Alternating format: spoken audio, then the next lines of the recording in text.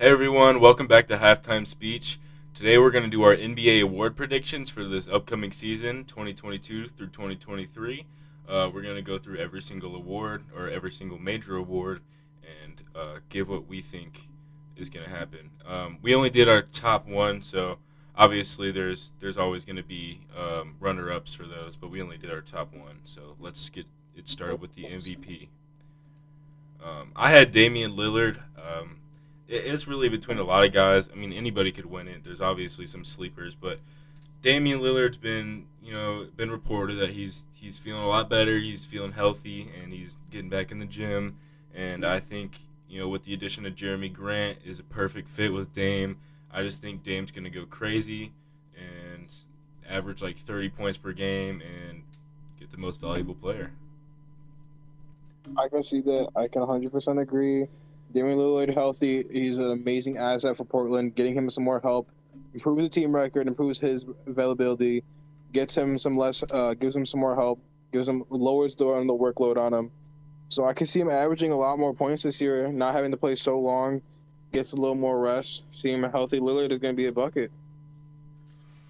All right, let's move on to yours. My pick was Joel Embiid, last year's runner-up. As we see, Joel Embiid is just super dominant in the league as a center. He's super heavy, yet he can move easily, and he's a knockdown jumper. It's great to see him play. Um, with him on Philly, if we can get some more help there with him, because Harden wasn't a great asset in the playoffs, but during the regular season, I'm sure Harden can pick up the pace here. He's been hooping in the offseason so far. We've seen him get some work in New York City, same place that LeBron and Kevin Love train with together. It's going to be great to see. I think Joel Embiid can get an MVP or at least a runner up this year again. Yeah, I actually really thought about Joel Embiid. It's just the thing with those big guys is they tend to fall out of their primes Oh, a lot faster than the smaller guards, um, and Joel Embiid has had injury problems. I mean, even most recently, he had an injury in the playoffs, which caused his team to get knocked out of the playoffs. Um, but if he tends to stay fully healthy and doesn't regress at all, I could definitely see it. So I agree with your pick a lot. Let's move on to defensive player of the year. This could be a lot of guys. Dejounte Murray was my pick. We seen last year with Marcus Smart that they're starting to consider guards now for the defensive player of the year, which they really haven't done for a while. And I think Dejounte Murray is going to come in and totally change the defensive side of the ball for the Atlanta Hawks, and the league is going to notice it. Notice how good Atlanta is going to be at defense, and Dejounte Murray is going to probably be praised for that. And so I just think that means he could win Defensive Player of the Year, especially now with the league kind of turning more towards guards winning it. that's fine to say. Yeah, one player can really change the defensive mindset for any franchise. Celtics, they've had some amazing defensive players to change their entire set, and it's really built their defensive system heavily on solely that. Defense wins games. We've seen that. Atlanta just needs that help, and Dejounte Murray is a great addition to see it. It's going to be a great team. He helps offensively and defensively on both sides of the ball. Want to move on to mine? My player, Giannis Antetokounmpo. Um, he's obviously we've seen him. He's a menace on defense. You can't. It's hard to get past him. You go into the paint, he can most likely block it. He will definitely send that to the moon and back like a boomerang, no problem.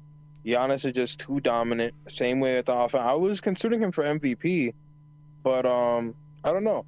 I don't know if his team's record is going to be that great. They haven't had too many additions. They don't add much, sadly. Seeing him get some more help though will definitely help improve him getting this spot most likely. I feel like it's a Kawhi situation how he had with the Spurs. He was able to rely on defense because he had the offensive help, so he was solely able to rely on defense, which helped him become the claw. But him going on somewhere like Toronto or the Clippers, where he has to rely on being on both sides of the ball, it doesn't give him the role to get like a yearly reward. I feel like that's the same situation going on with Milwaukee right now.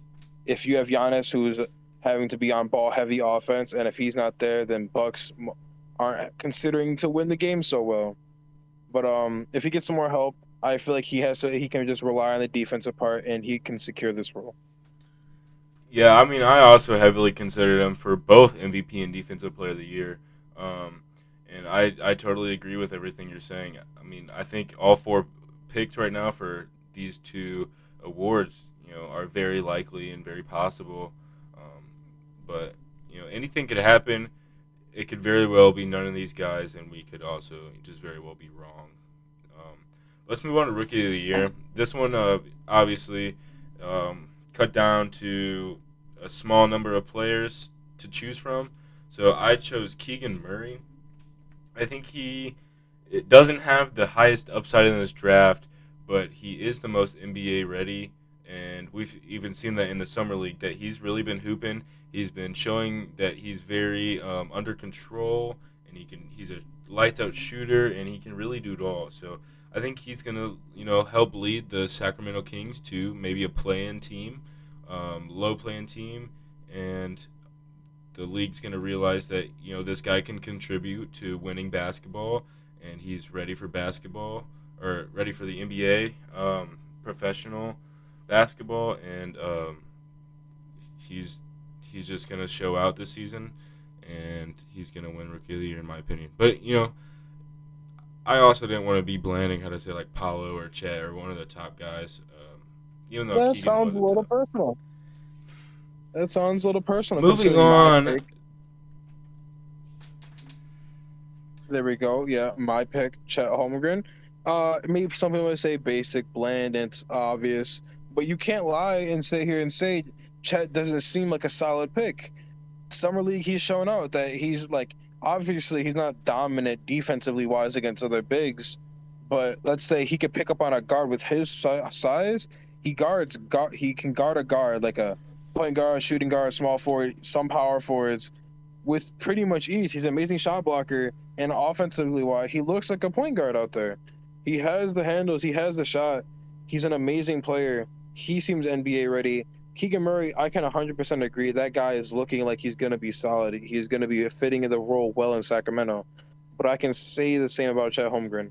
Put him at power forward with OKC and their height already. That team looks defensively ready for the NBA. And with their young stars, let's look at stars like Shea, Josh Giddey, who's also popping off in the summer league. Just dropped a triple double. Doesn't even look like he's trying. Judy, you can agree with me on this.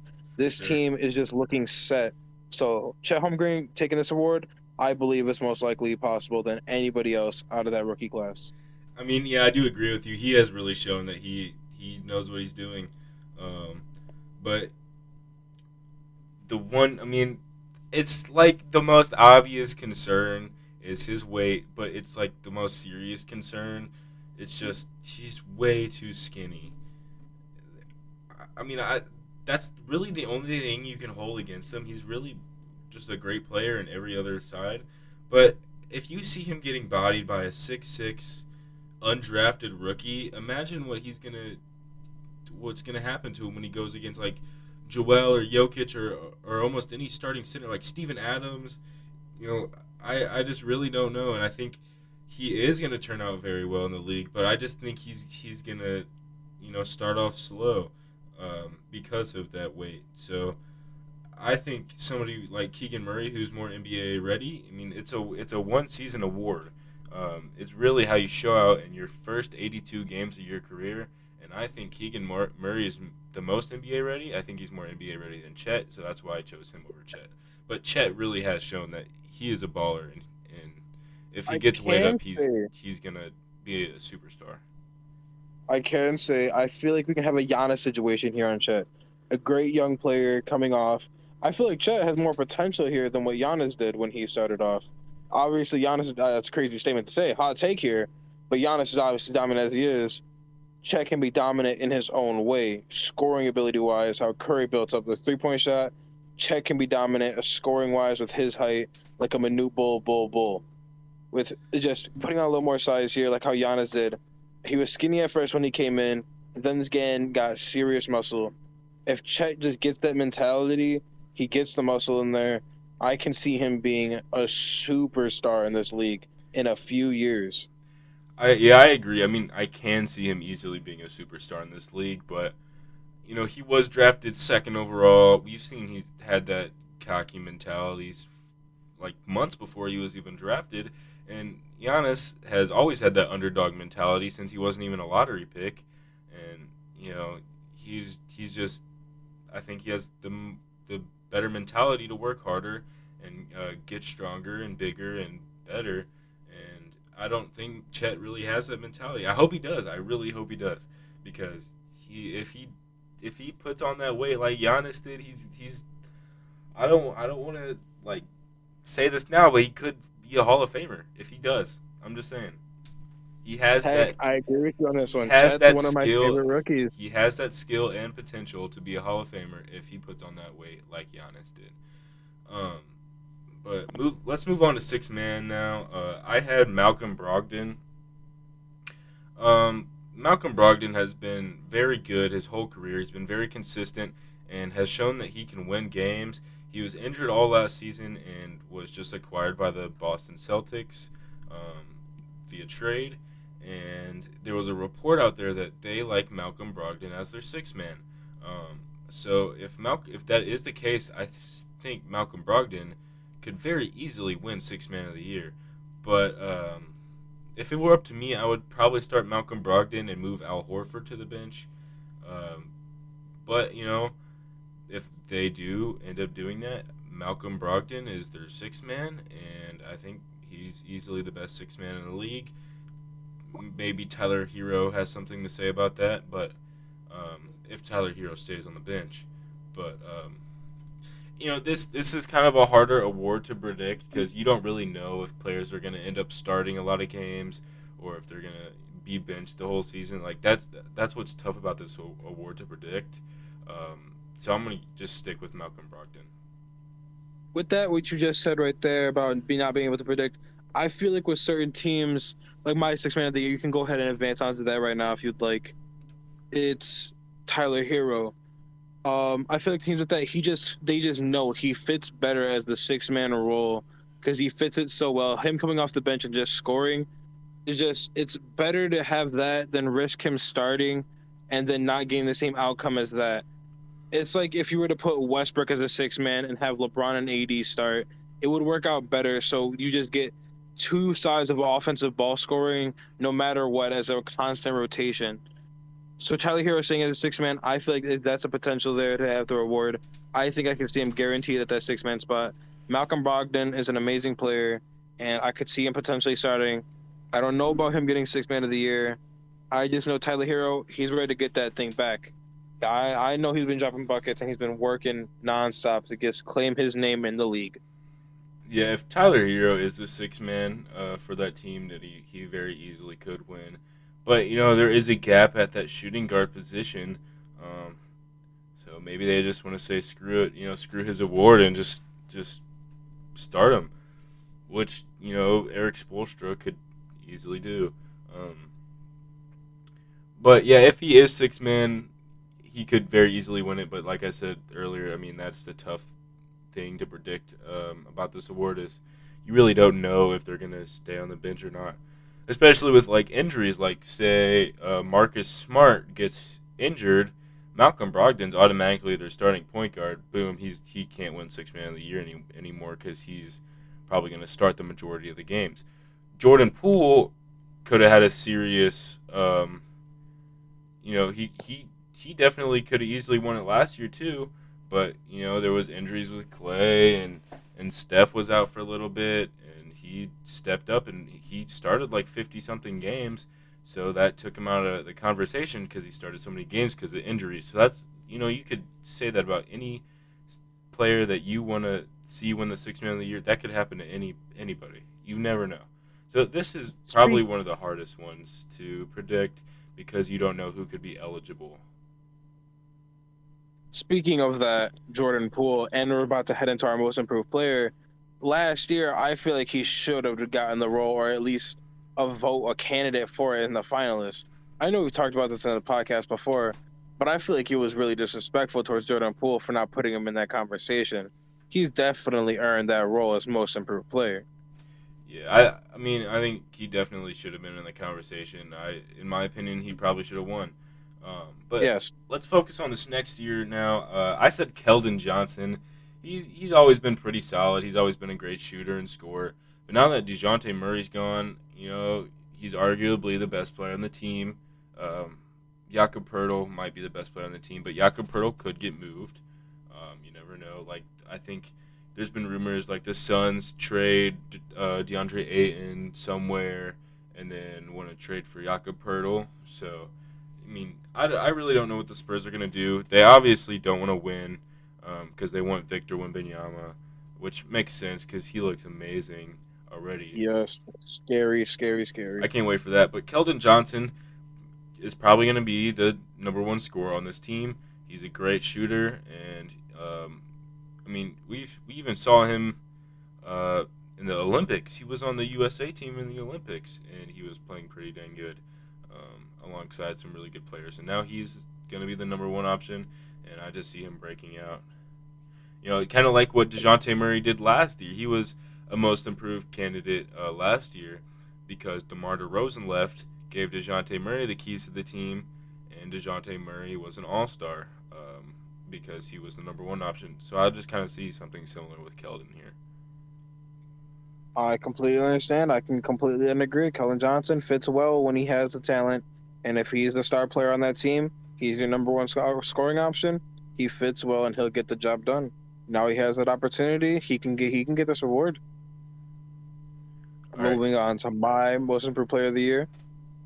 My prediction was Jalen Brunson. As we saw last year, he started picking up heavy in the playoffs due to that spot. They're calling his number. They want him to start scoring. He picks up that phone and he starts answering those numbers. He starts putting things on the board. And now, him as a Nick, he's getting paid that fat contract. I know he's about to put it to use. They're paying him that much for a reason. As a personal Knicks fan, this was a little biased, but I don't care. You pick DeJounte Murray. Hey, But Jalen we Brunson, all have our biased picks, and I this one's think not too bad to say though. I mean I think there obviously is going to be some bias in our picks, but we're smart enough to know the realism. Like we're not going to say, um, I'm not going to go out there and say Clint Capella Defensive Player of the Year. I didn't say LeBron for MVP.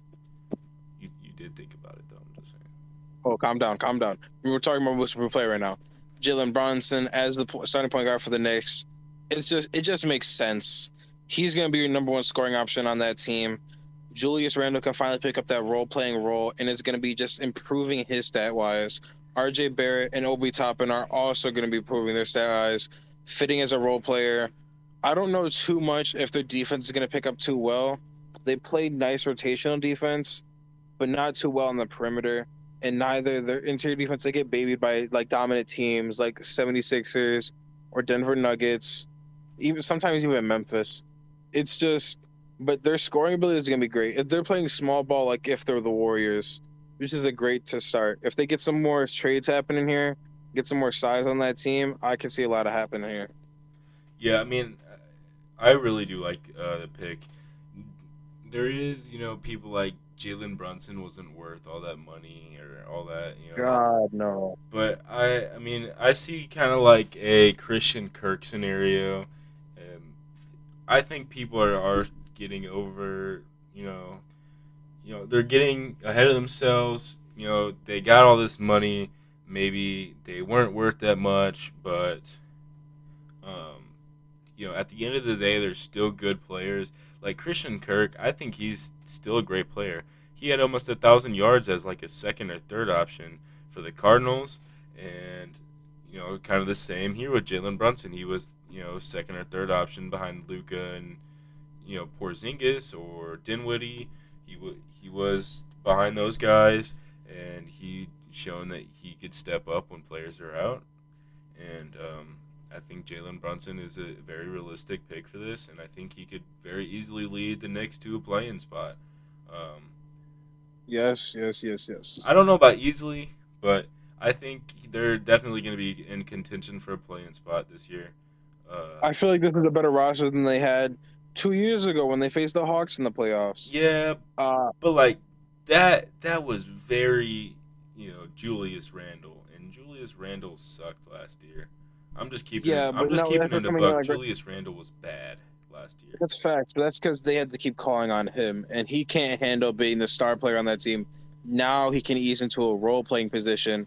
Like I said earlier, he's not going to be the main ability. He can finally just sit back and do what his role is supposed to be. His job. He can score. He can play the two way. He can finally do a little bit better for this team, which is going to be great. Honestly, heck, I could put him in most improved player because I know his stat line is going to be a lot better than his year than last year.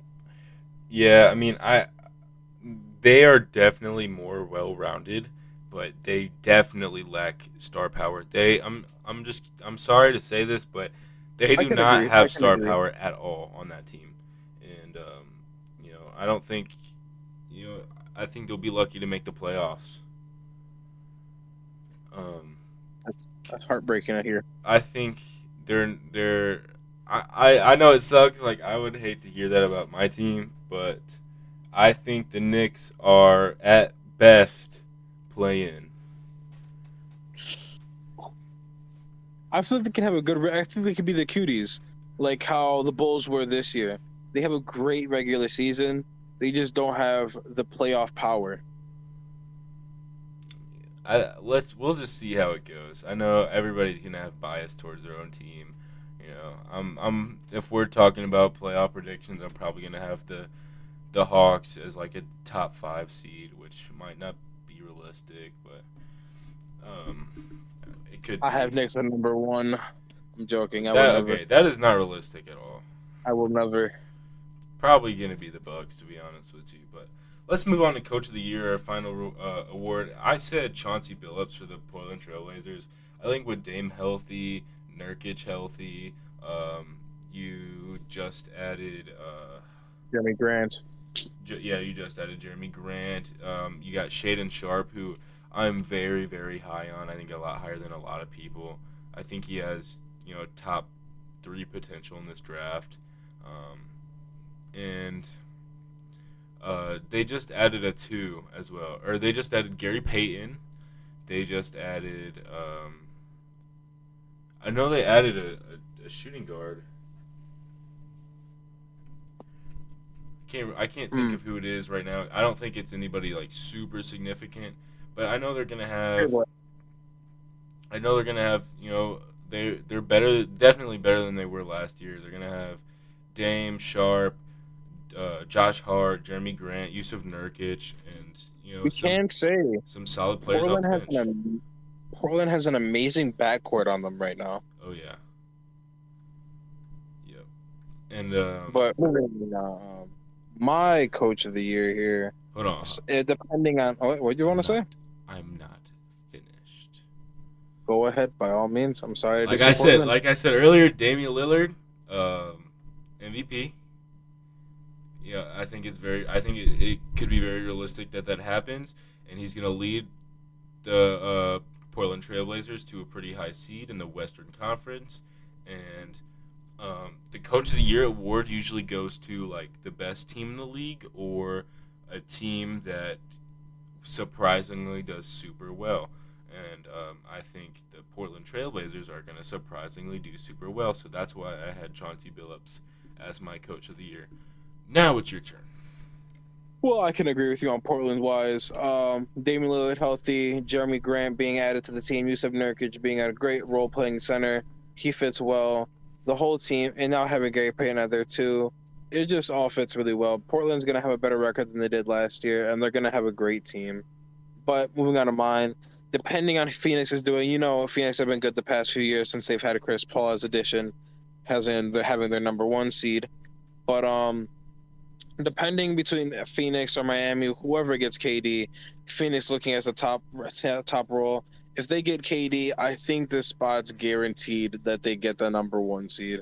It's going to be hard to stop a team of Devin Booker, Kevin Durant, Chris Paul, and if they keep DeAndre Ayton. It's just that team's going to be dominant as it is, no matter who they have. If those three are on the same team, they're guaranteed the number one seed, and it's going to be hard to say that this coach of the year does not secure DeMonte Williams. Oh yeah, I mean, if they get Kevin Durant, I easily could see this. I mean, we'll just have to see how well that Paul Book and KD fit together. But I guess we just have to wait and see. I think this Kevin Durant thing could take all summer long. It might even he might not even get traded before the start of the season. I mean, we could just have another Ben Simmons scenario where he holds out, doesn't play for the team, doesn't practice with the team, gets fined a lot of money until he gets traded finally. But I mean, with what the Nets are wanting, I could see it happening. oh yeah, I Them mean requesting for Karl Anthony that's kind of what the Towns, Anthony Sixers Edwards. that's kind of what the Sixers are doing too. I mean, I know it's absurd. they were Like asking no for one so like much. They're just gonna nobody's gonna trade two young superstars and four first round picks for a 33 now, I something like believe that. so. And he might not even want to stay in I mean, if he goes to Minnesota, I don't think Kevin Durant wants to be in Minnesota. I'm sorry to say it. I don't think Kevin Durant's gonna want to stay in Minnesota. So he's probably gonna play a season, request a trade right after that, and boom, you just traded Anthony Edwards, Karl Anthony Towns, and four first round picks for a guy that's not even gonna be there for 365 days. That's just I ruining your future. Yeah. So Thank God they declined. I don't think they're that stupid. I don't think they're stupid at all. Actually, I don't think they're very smart because that Rudy Gobert trade was a little wild. But It better work out for them. If it doesn't, oh my God. I see it, but you know I see it, but it was a lot to give up for a 30-year-old. But yeah, if Kevin Durant goes to the Suns, which they have assets to give up, they could easily be the best team in the league, win Coach of the Year, and yeah, that's these are not going to be accurate predictions. Um, I mean, They're possible. maybe a They're few. possible.